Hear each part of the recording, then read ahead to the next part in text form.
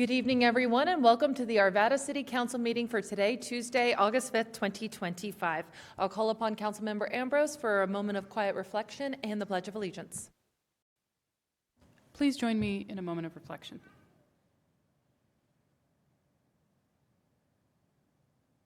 Please rise for the Pledge of Allegiance. I pledge allegiance to the flag of the United States of America and to the republic for which it stands, one nation, under God, indivisible, with liberty and justice for all. Ms. Rush, if you'll do the roll call. Mayor Simpson? Here. Mayor Pro Tem Mormon? Here. Councilmember Ambrose? Here. Councilmember Davis? Here. Councilmember Pfeiffer? Here. Councilmember Marriott? Here. Councilmember Rupert? Here. Thank you. We have no communications or minutes this evening, and therefore we will move right into public comment. I have two sign-up sheets today. Public comment is your opportunity to come up. We always ask that you present to the council, not necessarily to anyone else who may be in the audience. We also always ask for no applause, no booing. We want people to feel comfortable when they come up here. And with that, just give your name and address when you get to the microphone, and I will call up Evan Bonney.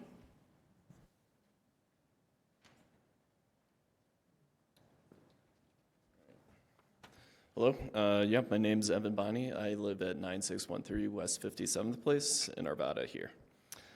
I'll try to get through this within 3 minutes. All right, here we go. Hello, my name's Evan Bonney, and for the past 4 years, I've been proud to call Arvada home. When I first moved here, I was struck by the song's sense of community, the park's old town, the location right at the foothills, and I've come to love it deeply, and I've always imagined putting down roots here, maybe even raising a family of my own. But lately, I found myself questioning that dream. On July 17th, Trump signed an executive order rolling back air pollution regulations for medical sterilization facilities. Among those explicitly named is the LivaNova facility located off of West 65th Way, right here in Arvada. This facility uses a chemical called ethylene oxide. A toxic gas is also used at the Teramo BCT facility in Lakewood. That might sound familiar because it was in the news recently when lawsuits were filed by residents citing cancer diagnoses. Ethylene oxide isn't some abstract chemical. It's dangerous. The National Cancer Institute published a study showing a 60% increased risk of early-stage breast cancer in areas within 3 kilometers of sites using this gas. Additionally, the NIH has linked it to leukemia, lymphoma, especially in those who are occupationally exposed. And we're not talking about some remote industrial facility. LivaNova sits within a 1-mile radius of 2 preschools, 1 elementary school, and 4 fitness facilities, including the YMCA. Expand that to 3 miles and the list grows. 2 more preschools, 3 more elementary schools, Arvada West High School, Stenger Sports Complex, Apex Center Pool, and countless homes. That's why I'm here today. Not just as a concerned resident, but as someone who generally cares about this community's future, I'm asking you to all pay attention to what's happening just down the street. The EPA has been on track to enforce new rules that would have slashed emissions of ethylene oxide by over 90%, but that progress has now been stalled. Thankfully, Colorado passed the Public Protections from Toxic Air Contaminants Act in 2022. This state law identifies ethylene oxide as a priority air toxin, which means we do have the tools at the state level to push back and protect our communities, but tools only matter if we use them. I know local government often has limited power over state and federal regulations, but this council does have influence. You set priorities, you advocate, you represent us. And when issues like this come up, the community looks to you to lead. I urge you to work with the state government to help ensure this facility is prioritized and subject to transparent and consistent monitoring under Colorado law. We can't afford to be passive. We need transparency, accountability, and above all, we need to protect the people who live, learn, work, and play in its shadow. Arvada is an amazing place. It's a place worth fighting for. I want to feel confident building a life here, and I want others to feel the same. I hope we can work together to make sure Arvada remains a safe, healthy place for everyone who lives here, now and in the future. Thank you. Thank you very much. Next, we have Kelly Lyons.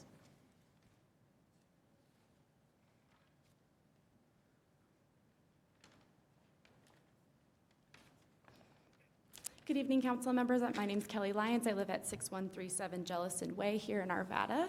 Thank you for the opportunity to speak with you all today.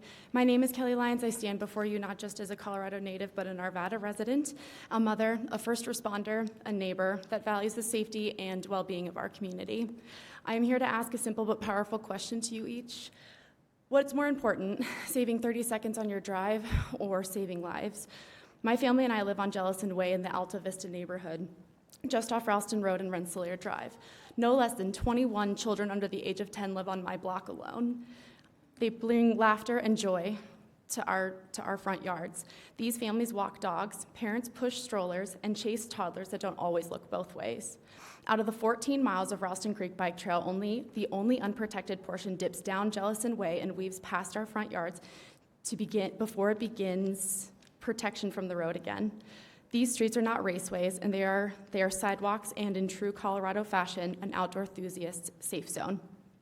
But with current residential speed limits and lack of infrastructure modernization, we are constantly gambling with inches. When our community was constructed in 1957, the homes only had one vehicle, and many relied on public transit alone. Arvada was a much sleepier town that was surrounded by dairy farming and horse ranches. Neighbors who are in their 60s who grew up in their own houses reminisce about a quiet, low-traffic sanctuary. But by the end of 2026, nearly 1,000 new apartment units will have been erected within a mile radius of my home. The Arvada Beer Garden is an 11-minute walk, and Ora will have brought over 150,000 square feet of retail space to my vicinity. Our street specifically connects the busier thoroughfares of Independence Street and Rensselaer Drive. And our street specifically has become a thoroughfare to construction workers, delivery drivers, distracted teenagers, and visitors to our amazing city. The streets of Alta Vista, designed 70 years ago, no longer support the traffic of today's Arvada. Every parent on our street has had terrifying moments involving speeding cars and their children or animals. A vehicle traveling 30 miles an hour takes nearly double the distance to stop as one going 20. That could be the difference between a near miss and a tragedy, between a barking fur baby and a broken heart.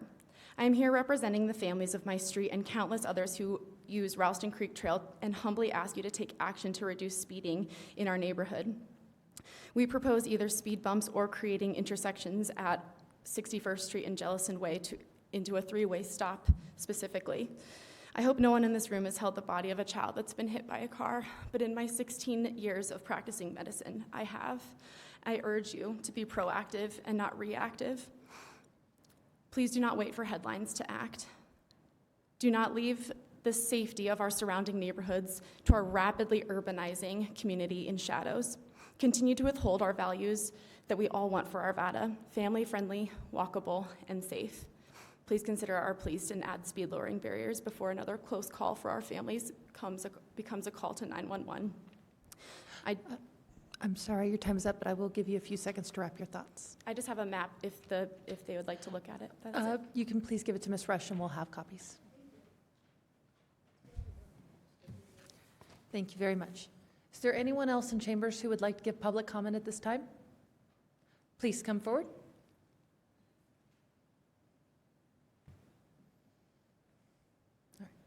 Just name and address for the record, please. And I would also ask that you fill out a speaker sheet for Ms. Rush before you leave. I already filled out one before. Perfect. Okay, thank you. Okay. My name is Ronald Lavakin. I live at 6428 West 82nd Drive. Okay. I have a lot of issues with Arvada code enforcement, and one of the things I did today was I tried to use your online system to add photographs, and it doesn't work, okay? And when I've tried to use the code enforcement of Arvada, there's no communications at times, and there's no public record of anything done, okay? And selective enforcement or just closed responses, and we've sent numerous issues to the Ask Arvada website, and we still have not heard anything from the responses, okay? And that's where my concern is, because what I've listed several times is we have a fence that's installed, case number 25 519 on Chase Drive, and the fence is over 6 feet, and we've had no response at all from either the planning board or the city, okay, on what is occurring, okay? And we asked Arvada, and they have issued 2 citations or 2 issues, okay, on Ingalls Drive for tall grass, and no response is done at all, okay? And I got a citation from Officer Krantz, Code Enforcement, on bags in my front yard, and also the bags don't have any response from Code Enforcement. Okay? Okay, so your time has expired. Do you have just a few more seconds to close your thoughts, or you good? No. Okay, that works. So make sure Ms. Rush has your information, and someone from the team will be in touch with you to discuss these issues. Okay. Thank you. Thank you. Is there anyone else from Chambers who would like to give public comment at this time? All right, seeing none, I will close the public comment. It's going to be a quick one tonight, folks. So tonight we have 2 items on the consent agenda. They are R25-062, a resolution authorizing amendment number 1 to an agreement between the City of Arvada and Saunders Construction, LLC, for pre-construction services related to the Police Department Evidence and Storage Building Project for Phase 2 General Contracting Services in an amount not to exceed $8,340,000, thereby increasing the total contract amount to an amount not to exceed $8,356,000. And R25-063, a resolution authorizing change order number 8 to an agreement between the City of Arvada and Muller Engineering Company, Inc. for professional services related to engineering design services for West 72nd Avenue between Kipling Street and Sims Street in an amount not to exceed $810,295, thereby increasing the total contract amount to an amount not to exceed $5,666,961. I need a motion to accept the consent agenda. Don't everybody race for your buttons. Councilmember Ambrose. Yes, I move to accept the consent agenda. Thank you. If council will cast your votes. All votes are cast. That passes 7-0. Thank you very much. And the only other item on this evening's agenda is we have first reading, Mayor Pro Tem Morning. Thank you, Mayor. I move that CB 25-016, an ordinance submitting proposed amendments to Section 8.2 of the Charter for the City of Arvada to the registered electors at the November 4th, 2025 regular municipal election and setting ballot titles, and CB 25-017, an ordinance authorizing a 4th amendment to the development agreement pertaining to vested rights for Cimarron Park, and CB 25-018, an ordinance authorizing a 3rd amendment to the development agreement pertaining to vested rights to Valmont, and CB 25-019, an ordinance amending various provisions of Arvada's Land Development Code of the Arvada City Code, be approved on first reading, ordered published in full, and a public hearing be set for August 19th, 2025 at 6:15 p.m. Thank you. All votes are cast. That passes 7-0. That closes all of our business for this evening. I will open it now for council comments, and if the council will allow me, I would like to talk first, which I never do, but I wanted to honor Vesta Miller. So for those of you who are unaware, Vesta Miller was the 2nd woman ever to serve as mayor of this city from 1979 to 1981.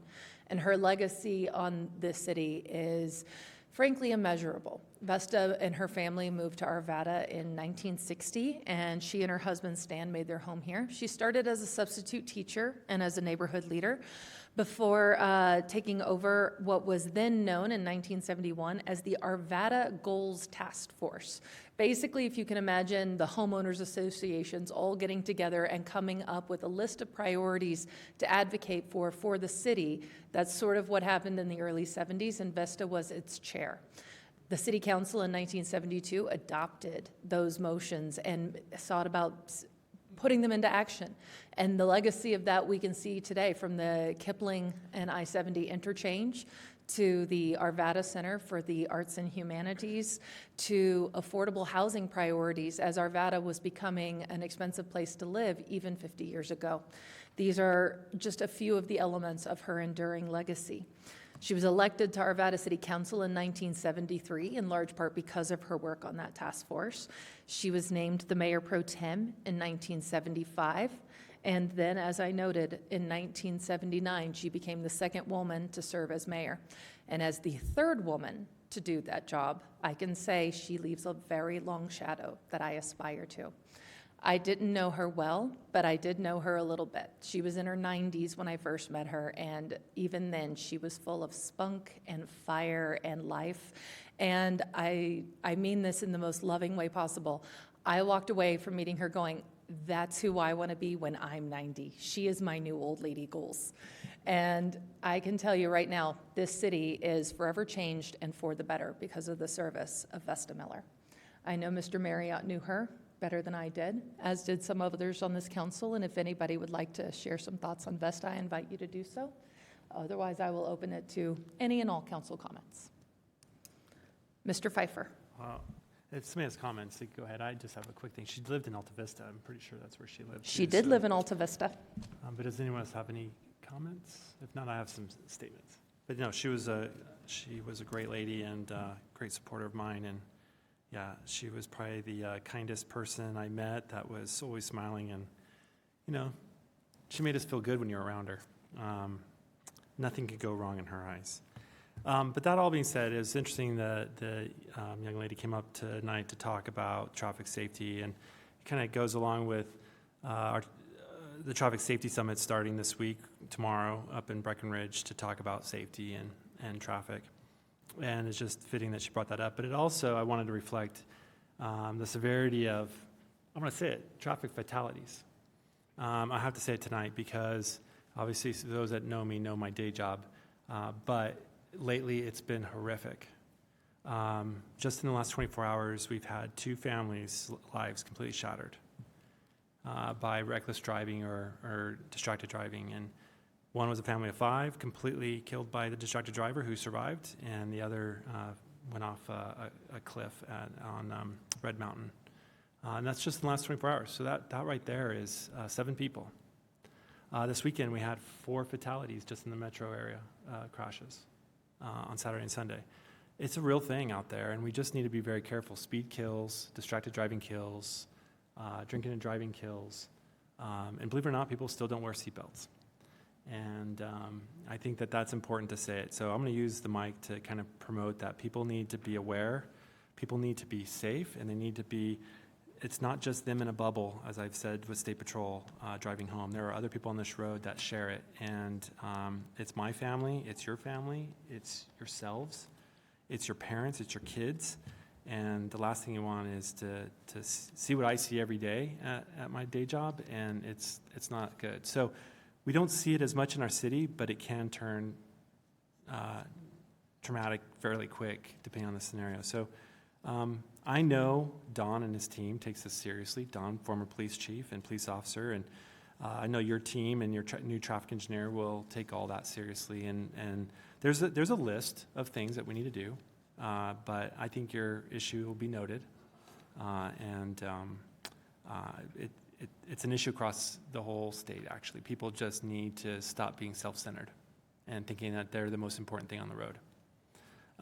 So moving on to that. The Ask Arvada comment from this gentleman, I too have the same issue.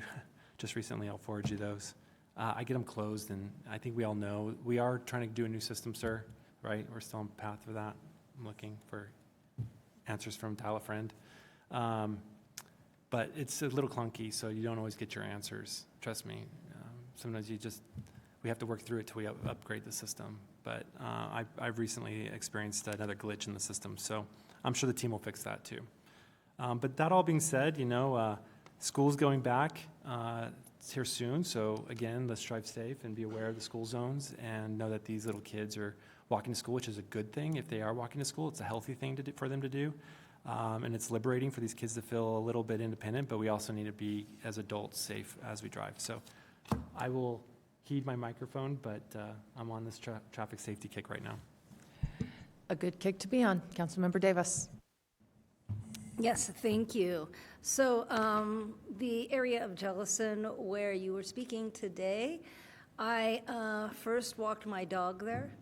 Then I rode my bike through there on my way to an event here in the city, and I ran there. I run there quite often, so I know exactly what you're talking about, and it is, traffic has gotten a bit of, has gotten too fast. I too have almost been hit just running. So I have brought that to our traffic group at Arvada Police Department, and they're going to take a look at that for us. So be aware that that is on their list and on their radar, so to speak. Absolutely.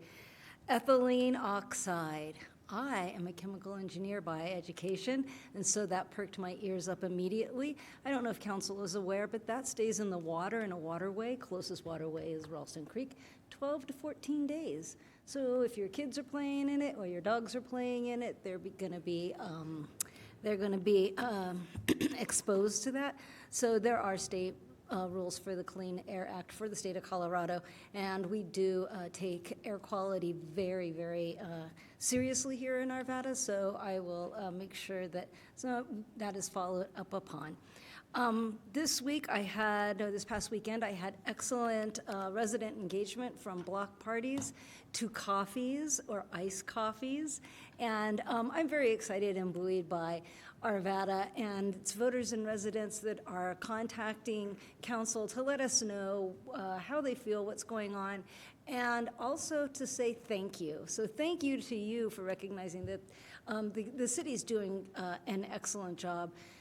Mr. Wick is going to lead us into a wonderful future for the city, so I want you to take heart in that and note that council is fully behind Mr. Wick, and just look for some big stuff coming up. Then the entire staff are amazing. We celebrated them today, and it was a lot of fun. So I just wanted to say thank you to all of the residents and voters and businesses in Arvada. We're working very hard for you, and thank you for recognizing that. Mayor Pro Tem Mormon. Thank you, Mayor. First of all, recognize my constituent Ron. Thank you for coming up today. And I agree with you, that system is clunky, and you know how to reach me. So unfortunately, when it is too clunky, please reach out, and we'll try to get something solved as we've done in the past. So please keep coming to me with those requests, and we'll follow up. And on that note, I will be having my next coffee chat on Friday, August 29th from 2 to 4 at Sweet Bloom, and it's, again, 77th and Wad, so I encourage anybody to come out and talk what's on your mind with me about the city. And then my last comment I want to make is something that happened in the middle of July, but we haven't had a lot of business meetings since then. On July 17th, our BID, the Business Improvement District in Old Town, and our Visitor Center hosted the site selection committee for the Gay Games. And I was fortunate to be there, and I know Councilmember Davis and Councilmember Pfeiffer were there. And I want to give a shout out to the amazing hospitality that we showed that selection committee that came in. I think they were very wowed and impressed by us, Little Arvada, trying to help Denver get the bid and make our contribution. And I want to call out our mayor, because I think you did an amazing job. I know you were like the salesperson for the city of Arvada for that whole, was it 4 hours that you were giving that tour? And I heard many compliments from the site selection committee about, you've got a great mayor. She did an amazing job showing us around. So thank you, Mayor, for doing that. And fingers crossed, we hopefully will get selected. We're up against Perth, Australia. It was a lot of fun. It proved I really can talk about Arvada for 4 hours straight. It turns out I still had more to say, so I could talk about Arvada for more than 4 hours, it seems. Councilmember Ambrose. Thank you, Mayor. I was going to bring up the gay games with the Visitor Center, but that is great. Thank you, Councilmember Mormon, for bringing that up. The other thing I wanted to bring up was the Housing Advisory Committee is getting together plans for a public engagement regarding what is affordable housing and different ways that we at the city work on this and what our strategic plan is that the council has already approved to be able to have more affordable housing. So look forward for more information from that committee soon. I see no more lights. Mr. Wick, is there any updates from the manager's office? Just that next week we have a workshop on 2026 rates and fees. So we look forward to that presentation with you next week. Thank you. Thank you. Ms. Morris? Nothing from me, Your Honor. All right, 6:35, sun's still up. Come on. We are adjourned.